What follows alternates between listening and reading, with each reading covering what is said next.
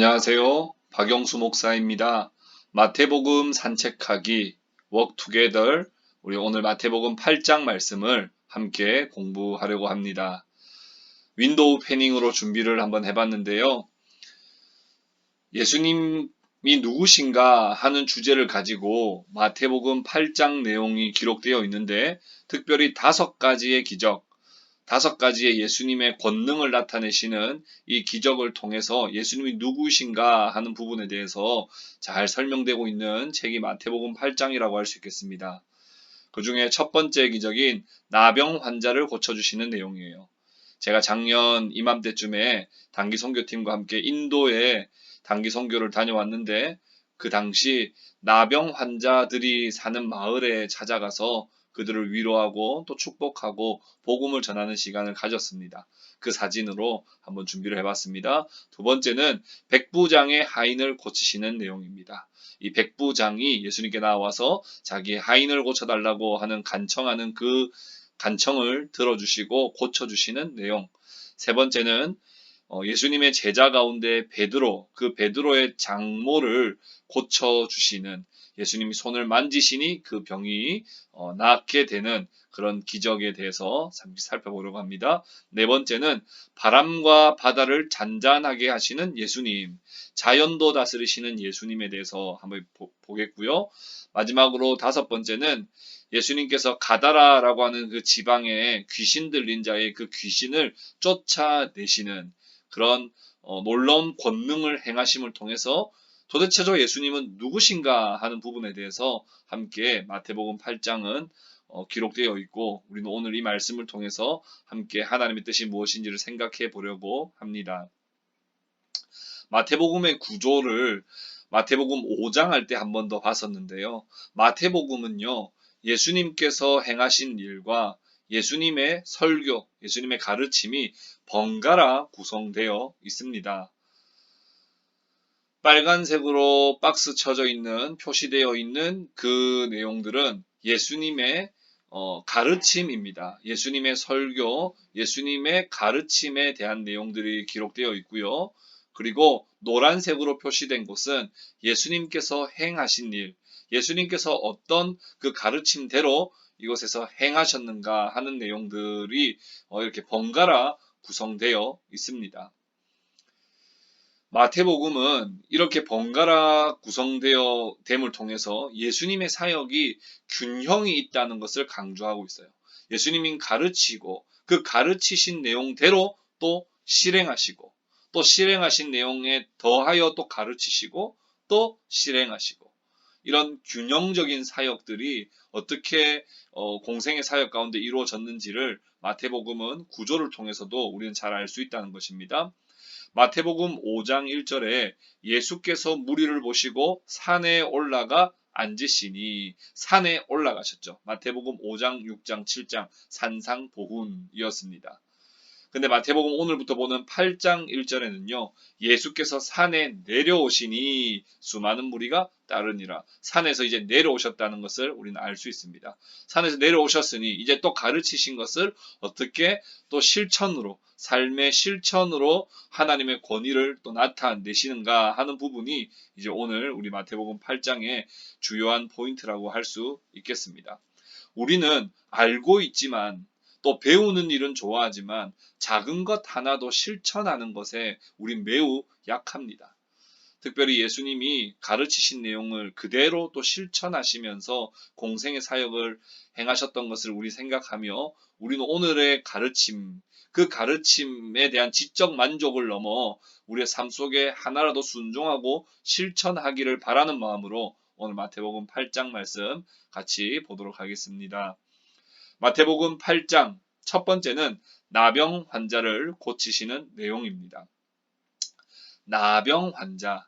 여러분, 나병 환자는요, 산송장으로 간주되는 사람들이었습니다. 살았으나 죽은 자처럼 여겨졌던 존재예요. 그래서 레위기 13장에도 보면 시체에 대한 규정과 나병 환자에 대한 규정이 별반 다를 것이 없습니다. 그러니까 사실상 나병 환자로 살아간다는 건 사실은 죽은 자로 여겨졌다 하는 거예요. 이들은 문명에서부터 완전히 단절되어 살았어요. 그리고 스스로 부정하다 부정하다 외쳐야 했고, 이 나병 환자는 의사가 아닌 제사장에게 가서 이 나병이 나았는지 낫지 않았는지를 검사하였기 때문에 나병 환자 그 나병이라고 하는 것 자체가 영적인 문제로 인식되었습니다. 이 나병 환자, 마태복음 8장 2절 말씀, 한 나병 환자가 나와 절하며 이르되 주여 원하시면 저를 깨끗하게 하실 수 있나이다 하거늘. 예수님의 능력에 대해서 전혀 의심하고 있지 않은 고백이에요. 주여 원하시면 저를 깨끗하게 하실 수 있나이다. 당신 능력이 있습니까? 내가 죽은 사람처럼 여겨지는 이런 비참한 인생인데 당신은 날 고쳐줄 그런 능력이 있습니까? 라고 하는 능력에 대한 질문을 하지 않습니다. 그저 하나님, 당신이 원하신다면, 당신의 의지가 있으시기만 한다면 나를 깨끗하게 하실 수 있습니다. 라고 하는 정말 신실한 고백이요. 주님이 너무나 기뻐하시는 고백이었다는 거예요. 마태복음 8장 3절에 예수께서 손을 내밀어 그에게 대시며 손을 대시며 이르시되 내가 원하노니 깨끗함을 받으라 하시니 즉시 그의 나병이 깨끗하여 진지라. 손을 대신다. 나병 환자와 접촉하는 것 자체가 모세의 율법을 어기는 것에 해당이 됩니다. 그러나 우리 예수님은 그러한 규정에 얽매일 필요가 없는 분이세요. 손을 대신다라고 하는 것은 그 규정을 어기기 위함도 아니고 예수님이 얼마나 긍휼히 여기시는 마음이 있는가. 아무도 자기에게 손대지 않는, 아무도 주변에 가까이에 오지 않고 고립되어 문명과는 완전히 단절되어 살아가는 그 비참한 인생을 향하여 주님은 찾아오셔서 손을 내밀어 그에게 만져주시고 긍휼히 여기시고 그의 아픔을 공감해 주시는 거예요. 그리고 이제는 그곳에서부터 단절되어 있지 말고 와 깨끗하게 치료하여 공동체로 돌려보내 주시는 거예요. 이 나병 환자를 만났다는 것은 어떤 의미가 있을까요? 일그러진 하나님의 형상. 여러분 나병 환자들은 보면요. 일단 제가 봤던 나병 환자들은 손과 발이 다 일그러져 있어요. 그런 일그러진 하나님의 형상을 다시 회복시켜주는 의미예요.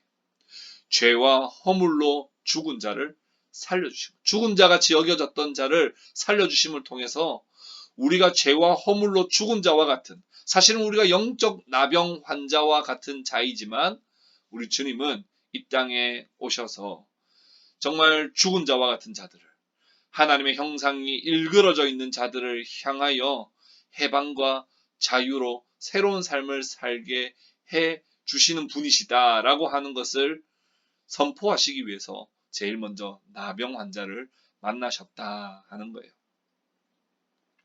두 번째, 백부장의 하인을 고치시는 내용입니다. 백부장, 그럼 마태복음 8장 5절에 예수께서 가버나움에 들어가시니 한 백부장이 나와 간구하여. 여러분 이 백부장은 이방인입니다. 일단 이방인으로서 로마 군인 한 100명을 통솔하는 지휘관이라 하여서 백부장이다 그렇게 이야기합니다. 여러분 백부장 아무나 할 수 있는 게 아니에요. 군 복무를 15년 이상은 복무한 자이어야 하고 사병들이 꿈꿀 수 있는 가장 명예로운 자리, 가장 높은 자리가 백부장쯤 되는 거예요. 그러니까 얼마나 인정받은 사람이고 얼마나 그 군대 세계 속에서는 얼마나 대단한 사람입니까? 근데 이 백부장이 가지고 있는 중요한 특징이 하나 있는데 지극히 작은 한 사람도 소중히 여기던 사람이라는 거예요. 마태복음 8장 6절에 이르되 주여 내 하인이 중풍병으로 집에 누워 몹시 괴로워 하나이다. 내 하인이 중풍병으로 몹시 괴로워 하나이다. 여러분 하인에 대한 간청입니다. 당시 하인, 노예는요, 시장에서 사고 팔 수 있는 존재들이었어요. 백부장의 며칠에 해당하는 봉급으로도 한 명 정도는 충분히 살 수 있는, 정말 그저 그냥 오늘로 칠 것 같으면 한 30만 원이나 할까요? 한 50만 원이나 할까요? 그런 존재가 하인이에요. 그러나 여기 백부장은 노예, 하인에 대한 깊은 관심을 가지고 있을 뿐만 아니라 예수님께 간청하는 수고를 통해서 내 하인이 병들어 몹시 괴로워하고 있다고, 좀 주님께서 도와달라고 와서 간청하는 이 백부장, 참 성숙한 사람입니다. 그런데 그것만으로 성숙하다고 말할 수 없어요. 이가 했던 고백이 더 큰 고백이에요. 마태복음 8장 7절에 주여 내 집에 들어오심을 나는 감당하지 못하겠사오니 다만 말씀으로만 하옵소서. 그러면 내 하인이 낫겠사옵나이다.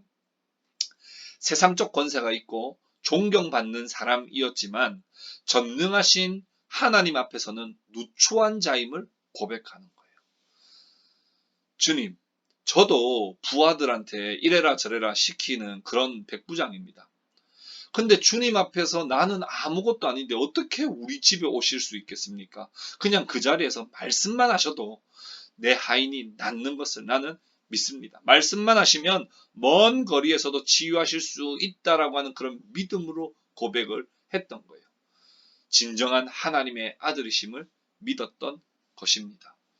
여러분, 우리는요, 세상적으로 조금 권세가 있고요, 세상적으로 조금 존경받는 사람이라면 하나님 앞에서도 의시되는 사람들이 있어요. 그러나 전능하신 하나님 앞에서 자신이 얼마나 누추한 자인지를 진실로 무릎을 꿇고 고백하는 자에게, 그리고 주님의 말씀만으로도 내가 나을 수 있다, 우리 하인이 나을 수 있다라고 하는 이런 백부장의 고백이 우리의 고백이 되어야 하겠습니다. 이방인과 이방인의 하인조차도 구원하시는 예수님. 마태복음 8장 10절에 이스라엘 중 아무에게서도 이만한 믿음을 보지 못하였노라. 이스라엘 중에는 이런 믿음 가진 사람들 한 번도 본 적이 없는데 이런 믿음의 고백을 한 사람 도대체 누구였습니까? 이방인이에요. 이방인.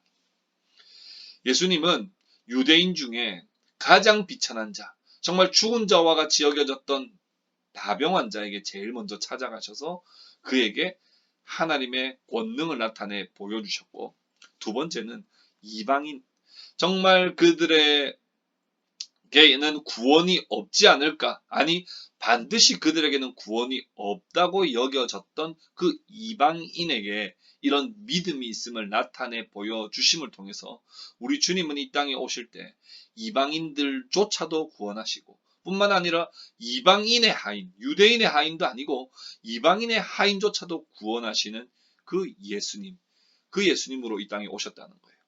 이만한 믿음을 내가 보지 못하였다. 여러분, 이 백부장이요, 자신의 신념을 가지고 믿었다고 말하는 거 아니에요. 아마 말씀만 하시면 좀 될 거라고 긍정적으로 생각해 보자라고 하는 긍정의 힘이 아닙니다. 정말 주님의 그 말씀의 능력이 있음을 믿는 믿음이에요. 사랑하는 성도 여러분, 주님의 말씀을 믿으십시오. 우리에게 계시해 주신 66권의 성경의 말씀을 있는 그대로 믿으시고 그 말씀의 능력이 있음을 여러분 오늘도 선포하십시오. 그렇게 할 때 하나님의 말씀 그대로 우리의 삶 속에 성취되어지는 줄을 믿으시기를 바랍니다. 세 번째, 베드로의 장모를 고치시는 내용입니다. 베드로의 장모. 마태복음 8장 14절에 예수께서 베드로의 집에 들어가사 그의 장모가 열병으로 앓아 누운 것을 보시고, 여러분 우리가 뭐 아시는 분도 계셨겠지만 베드로가 유부남이었구나 이렇게 생각하시는 분도 계실 거예요. 베드로는 결혼한 사람이라는 걸 그의 장모라는 말을 통해서 알 수 있죠. 아주 가까이에 있는 사람이죠. 장모님 같으면. 거기에다가 여성입니다. 여성. 예수님은 가족과 여성조차도 구원하시는 예수님이세요.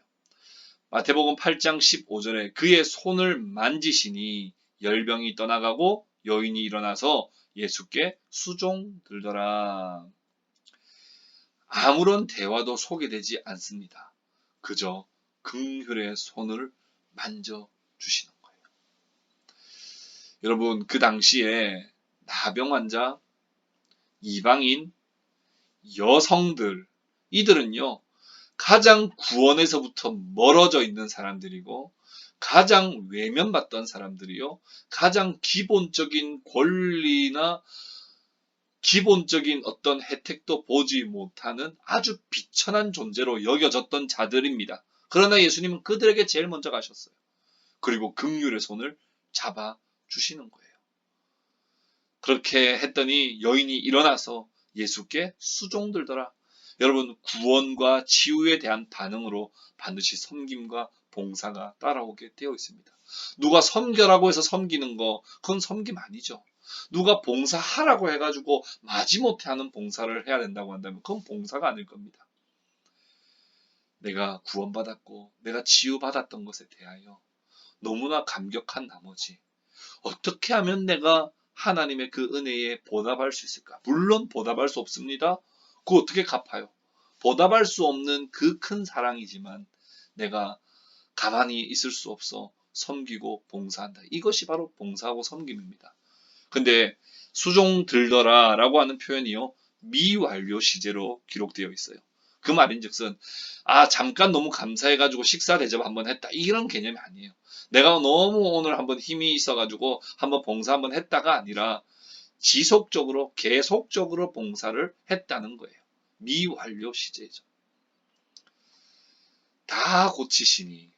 마태복음 8장 16절, 저물매 사람들이 귀신 들린 자를 많이 데리고 예수께 오거늘 예수께서 말씀으로 귀신들을 쫓아내시고 병든 자들을 다 고치시니. 말씀으로 귀신 들린 자들을 쫓아내시고 병든 자를 고치십니다. 어떤 의식이나 행사나 특정 형식이 아닌 오직 말씀으로요. 여러분, 말씀 의지하십시오. 주님은 못 고치는 병이 없으신 하나님의 아들이신 줄 믿으시기 바랍니다. 귀신들을 쫓아내시고 병든 자들을 어떻게 해요? 다 고치시니. 못 고치는 병이 없으신 분이 바로 우리 예수 그리스도 하나님의 아들이시라는 것입니다. 십자가에서 모든 비참함을 우리 주님은 다 담당하셨어요.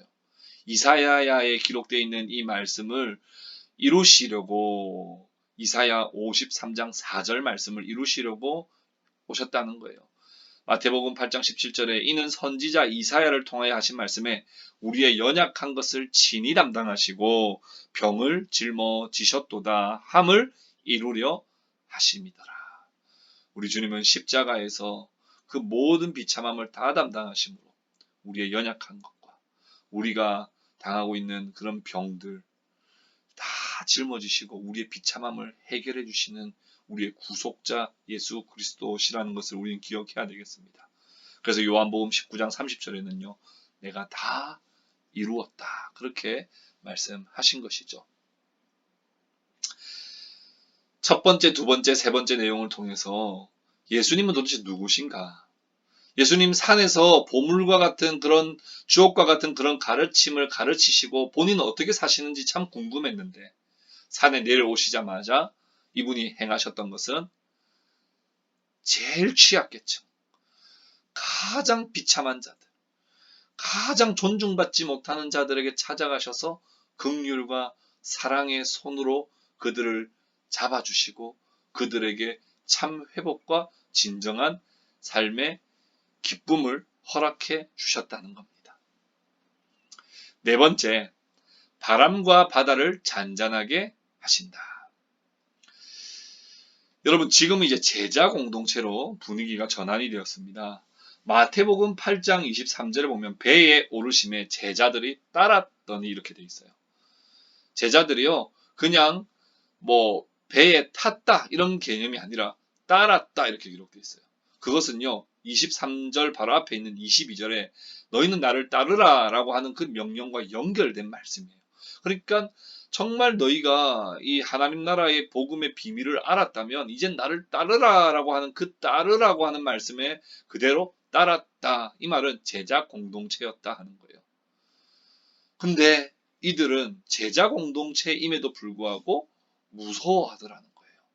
마태복음 8장 25절 26절에 그 제자들이 나와 깨우며 이르되 주여 구원하소서 우리가 죽겠나이다. 예수께서 이르시되 어찌하여 무서워하느냐 믿음이 작은 자들아 하시고 곧 일어나사 바람과 바다를 꾸짖으시니 아주 잔잔하게 되거늘. 사람은 위기의 순간에 당황하고 겁을 먹고 과장하고 비난하고 책임 전가를 하는 존재가 사람이고 그것이 바로 사람의 본능이요 본성입니다. 어찌하여 무서워하느냐. 여러분 아무리 제자 공동체라 해도요.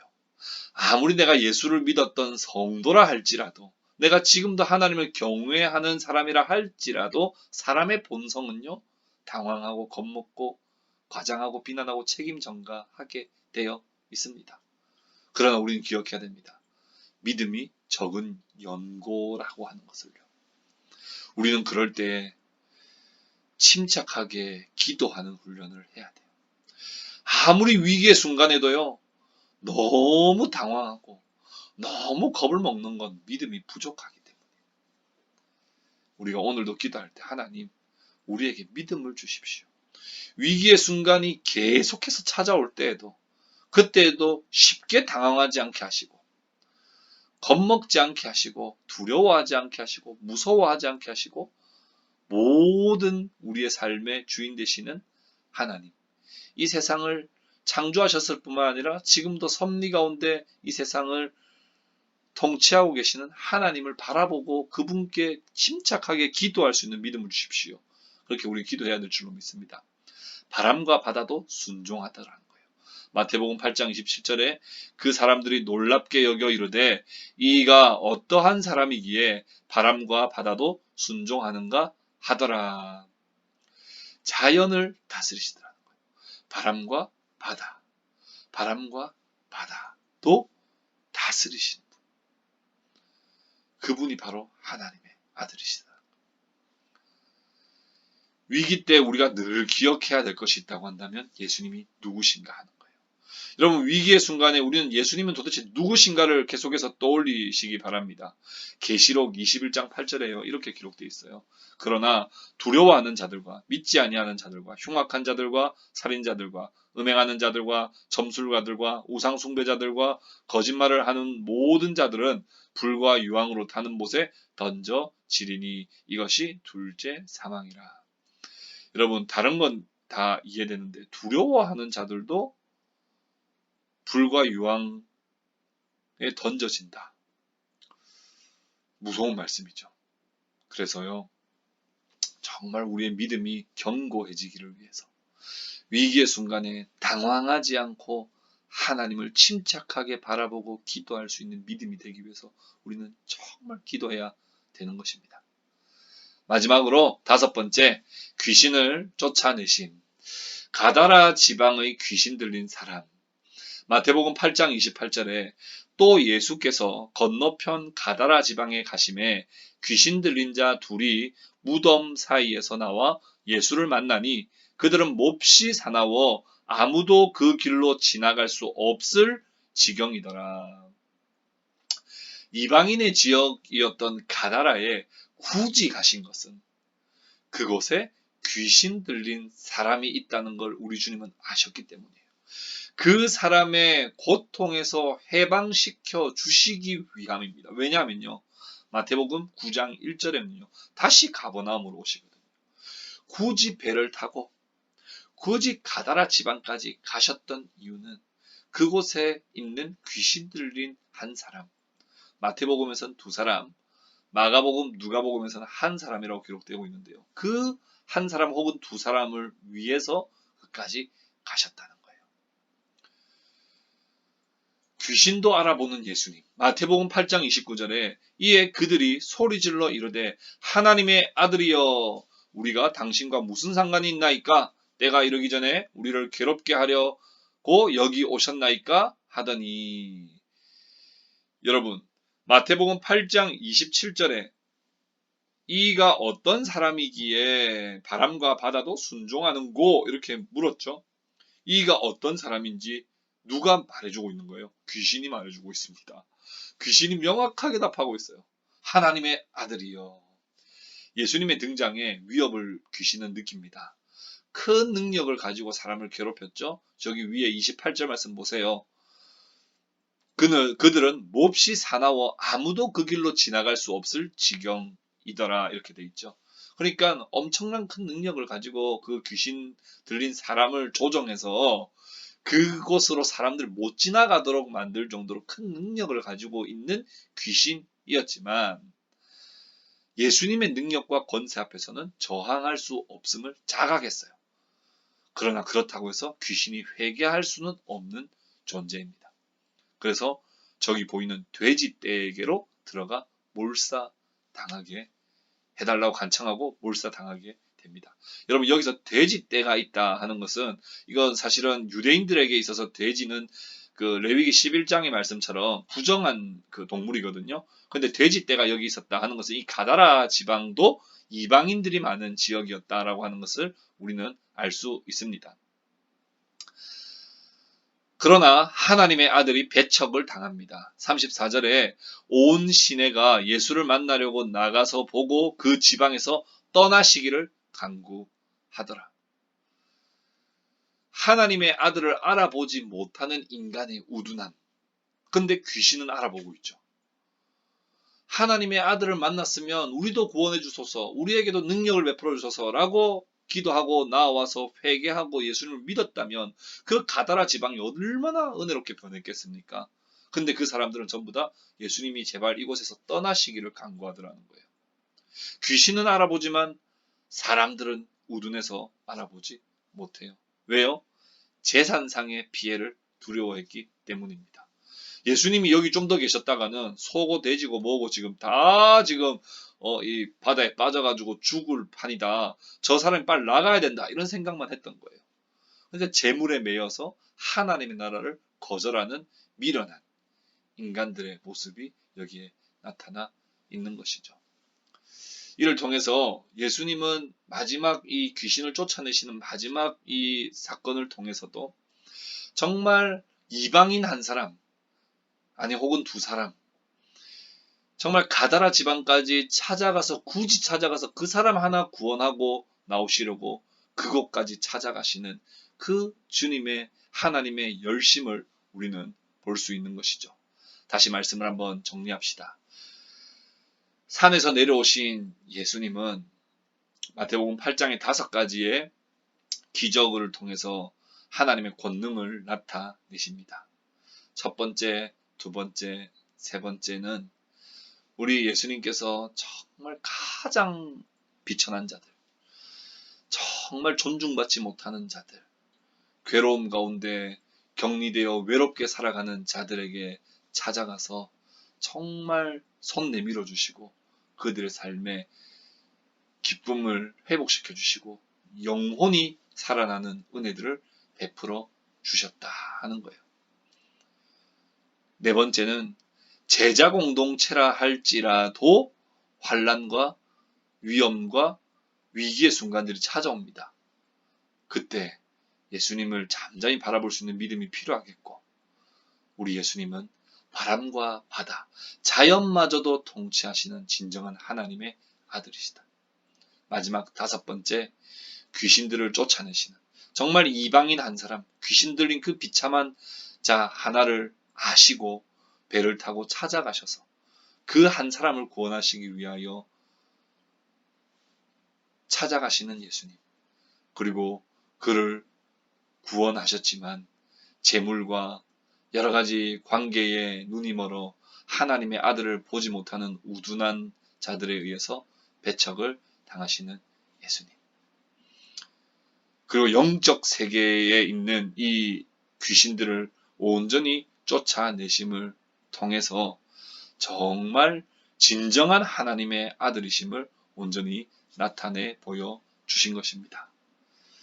사랑하는 우리 동행교회 성도 여러분, 또 이 영상을 보시는 우리 또 형제 자매 여러분, 마태복음 8장을 통해서 예수님은 누구신가를 더 깊이 묵상하시기를 바랍니다.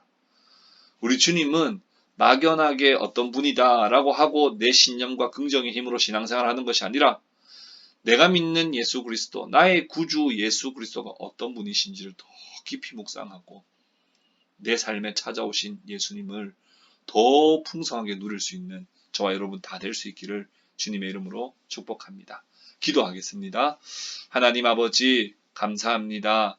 하나님 정말 사랑하는 우리 성도들 모두가 이 말씀을 함께 묵상하고 공부할 때 정말 주 예수 그리스도를 신실하게 믿을 수 있는 믿음, 정말 날 위해 이 땅에 오신 예수 그리스도, 그분이 나에게 찾아오심으로 나의 모든 비참함이 해결되어지고 영원한 생명을 얻게 해 주셨음을 우리가 다시금 믿을 수 있도록, 더 분명하게 믿을 수 있도록 성령님 우리 가운데 진정한 깨달음과 또 그런 의지를 허락하여 주시옵소서.